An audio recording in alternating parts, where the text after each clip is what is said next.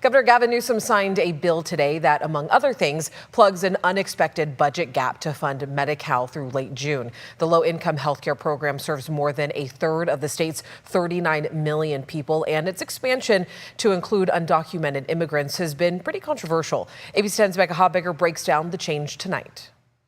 When state lawmakers passed the budget for this current fiscal year, which runs July of 2024 through the end of this June, they underestimated just how much the low-income health care program Medi-Cal would cost. That's California's Medicaid, funded with state and federal dollars. 15 million of California's 39 million people, more than a third, get their health care through Medi-Cal. So it's a substantial number of Californians are getting that coverage. Chris McKaylee is an adjunct professor with University of the Pacific's McGeorge School of Law. He says because Medi-Cal is costing more than the state budgeted this fiscal year, Governor Gavin Newsom borrowed $3.4 billion from the general fund last month. He also asked lawmakers to allocate an additional $2.8 billion from the general fund just to keep the program afloat through the end of June. Lawmakers did that on Thursday by passing AB 100, something called a Budget Bill Junior, which amends the current budget. Newsom signed it Monday. It goes into effect immediately and unlocks matching federal Medicaid dollars. So why is Medi-Cal over budget? So according to the Department of Finance, we've seen a big increase in the cost of providing medical services, particularly in the cost of pharmaceuticals and other medicines.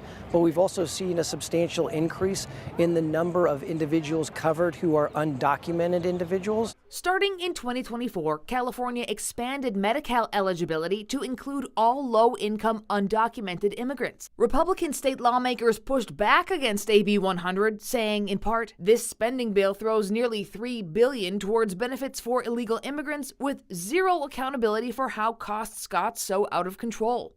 Newsom has defended Medi-Cal's expansion, saying that making preventive care accessible to all low-income people helps save the state money in the long run. As for Medi-Cal's funding this next fiscal year, plus paying back that $3.4 billion general fund loan, the budget negotiations that will begin in earnest in middle of May through June the 15th, which is the deadline, that's when they'll determine how much more money is required for funding the Medi-Cal program through next June 30th. AB 100 addressed more than just Medi-Cal funding. The bill also includes money for wildfire prevention and continued recovery efforts in the wake of the Southern California wildfires from earlier this year. I just signed an early action bill that will add $170 million in funding to prioritize wildfire prevention, clearing brush, thinning forests, building fire breaks. $171 million are going to 6 conservancies, including the California Tahoe Conservancy, for that wildfire prevention. That is coming from Prop 4, the so-called climate bond that voters adopted at last November's ballot. The bill also authorizes the State Department of Finance to offset property tax revenue lost by the municipalities affected in the Southern California wildfires. In Sacramento, Becca Habegger, ABC 10.